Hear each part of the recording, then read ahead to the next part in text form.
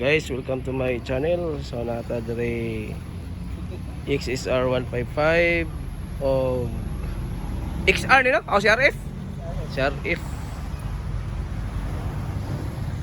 Honda ay Yamaha.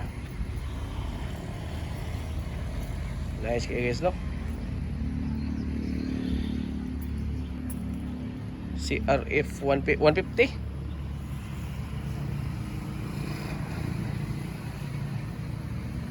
Very nice bike.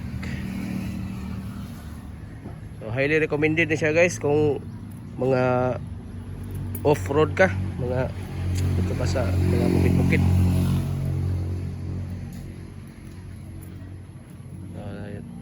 Kita na to yung specs guys, no? Nindot kita na. Ang iyahang kuan sir, ang iyahang kining shock okay lang play.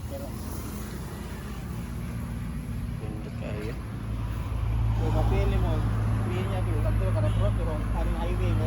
Oh, mura rag kuan. Ang iyahang play jud ato jud mo. Nindot og upload. Okay.